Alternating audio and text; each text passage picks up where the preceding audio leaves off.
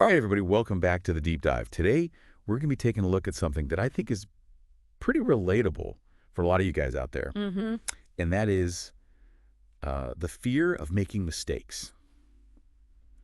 When speaking English, right? I mean, we all want to, speak confidently, fluently, like it's our native language. Of course. But sometimes that fear can really hold us back. Absolutely. And so we're going to be diving deep into an episode of English Talk. That really resonated with me, where they kind of tackled this fear head on. I think it's some great tips. So what I found really interesting about this particular episode of English Talk is they really focus on this idea of like reframing our perspective on making mistakes. Yeah. It's like, we all make mistakes. It's part of the learning process. Right. But for some reason, when it comes to English, we're just so afraid of making them. Yeah, it's like we have this expectation to be perfect. Exactly. Right from the start. Right. And it kind of goes against how we learn anything else. I know, it's so true. Like, you think about a little kid learning to walk, they're going to fall down. Exactly. Yeah, they stumble, they get back up. They get back up, and they keep trying. We don't expect them to just... Nobody's like, oh, come on, you should be. Right. Get up and run a marathon. Running by now. You know what's wrong with you.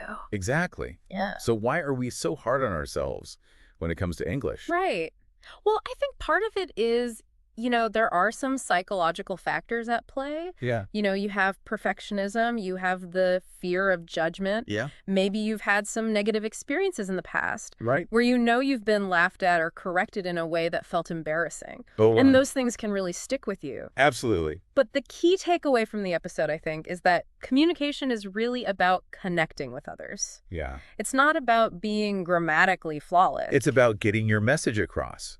Exactly. And I love how they kind of break it down into, really practical advice. Like, start small. Yeah. Talk to yourself. Talk to yourself. Record your voice. Even just read an English article out loud. Yeah. Anything that kind of gets you practicing in a safe environment. Absolutely. Create that safe space for yourself to practice where you don't feel judged. Exactly. And that's where techniques like shadowing can be really helpful. Oh, yeah.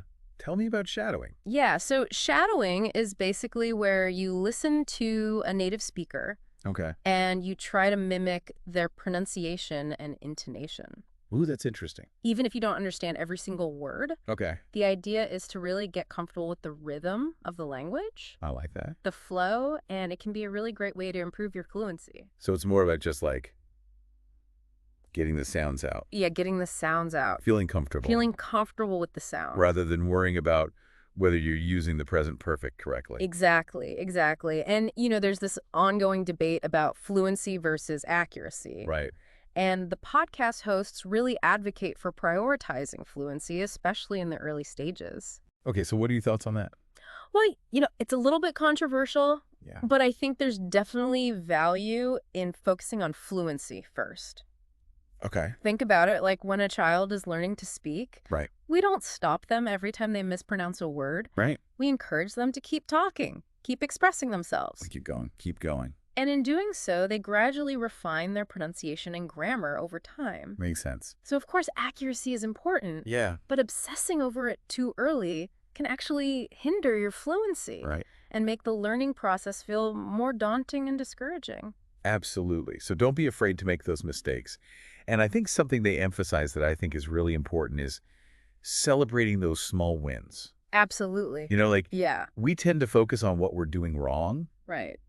But, giving ourselves credit for what we're doing right. Yeah. Acknowledge those small victories. Yeah. It's so important. And I think that's something that, we all need to be reminded of from time to time. Absolutely. And from a motivational standpoint, it really helps to reinforce those positive behaviors. Yeah. It's like giving yourself little rewards along the way, which keeps you engaged and motivated. Makes you want to keep going. Exactly. So big takeaway from the English Talk episode is that mistakes are not the enemy. Right. They are opportunities to learn and improve. Opportunities to grow. And one of my favorite things that they said is, what's one small step that you can take today to practice your English, even if it feels a little bit uncomfortable? Love that. Yeah.